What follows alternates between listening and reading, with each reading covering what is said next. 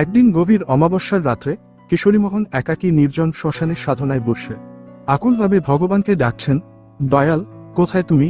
একটিবার দেখা দাও, অভাগার তাপিত প্রাণ শীতল করো। ঠিক এই সময়ে শুনতে পেলেন অনুকূল চন্দ্রের কণ্ঠের, ডাক্তার, ডাক্তার, এই ডাক। জনহীন শ্মশানে ভূতপ্রেত ছাড়া আর কিছু নয় ভেবে কিশোরী উচ্চৈশ্বরে রাম রাম উচ্চারণ করতে থাকেন। আবার শুনতে পেলেন, রাম নাম করছো কেন? আমি ভূত নই, আমি অনুকূল। এবার কিছুটা সাহস সঞ্চয় করে কিশোরীমোহন বলেন, তুমি যদি অনুকূল হও তবে এমন অসময়ে এখানে এসেছ কেন? সঙ্গে সঙ্গে উত্তর এলো, তোমার জন্যই এখানে এসেছি, চলো বাড়ি চলো। ইতিমধ্যে অনুকূলচন্দ্র কিশোরীমোহনের কাছে এসে তার হাত ধরে বাড়ির দিকে অগ্রসর হলেন। অনুকূলচন্দ্র চলেছেন আগে আগে, কিশোরীমোহন তার পিছনে।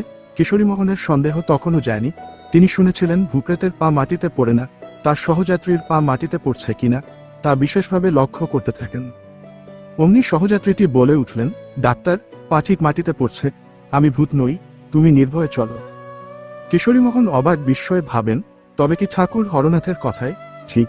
কিশোরীমোহনের সন্দেহ তবুও যায় না, আরো পরীক্ষা করার বুদ্ধিতে মনে চিন্তা এলো। ও যদি এখন পদ্মায় একটা ডুব দিয়ে আসে তবে আমার মনে কোনো সংশয় থাকবে না। যেমনি ভাবা অমনি অনুকূল চন্দ্র বলে উঠলেন, ডাক্তার, দাঁড়াও, জুতোয় ময়লা লেগেছে মনে হচ্ছে, পদ্মায় একটা ডুব দিয়ে আসি। গভীর রাতে মাঘ মাসের শীতে অনুকূল চন্দ্র গায়ের জামা কাপড় শুদ্ধ পদ্মায় নেমে স্নান করে এলেন এবং উভয়ই বাড়ির দিকে অগ্রসর হতে থাকলেন। কিছুটা এগোনোর পর কিশোরীমোহনের সন্নিগ্ধ মন ভাবতে লাগলো, এমনও তো হতে পারে যে সত্যি ওর পায়ে ময়লা লেগেছে, আর তাই স্নান করে এলো। যদি আরেকবার স্নান করে আসে তবে পুরোপুরি নিঃসন্দেহ হওয়া যায়। এরপরে অনুকূল চন্দ্র বাড়ি পৌঁছেই স্নানের ঘাটের দিকে অগ্রসর হতে হতে বললেন, ডাক্তার, দেহের ময়লা ধুলেই যায়, মনের ময়লা কিন্তু সহজে দূর হয় না, তাহলে আর একবার স্নান করে আসি, কি বলো? এই বলে আর একবার স্নান করে এলেন। বিস্ময় অভিভূত কিশোরীমোহনের ইচ্ছা হলো তার চরণে লুটিয়ে পড়তে, কিন্তু পরক্ষণেই অহংবোধ মাথাচাড়া দেয়। ভাবেন অনুকূল যদি কাল কারো কাছে বলে দেয় যে কিশোরী ভগবান বলে পা ধরেছিল, তবে যে লোকে লজ্জা দেবে।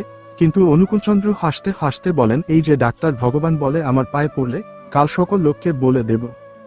কিশোরী বুঝলেন অনুকূল প্রকৃতই অন্তর্যামী। তখনকার মতো দ্বিধাহীন হয়ে অশ্রুসিক্ত নয়নে জিজ্ঞাসা করেন, ঠাকুর, তুমি শ্মশানে এলে কি করে? শ্রী শ্রী ঠাকুর অনুকূল চন্দ্র বলেন, দেখো, সেতার বা এস্ট্রাজে অনেক তার থাকে, তার একটাতে ঝংকার দিলে অন্যগুলিতেও ঝংকার ওঠে, তেমনি ভাই, তোমার কান্না, তোমার আকুল আহ্বান আমার মনে বড় বাজে।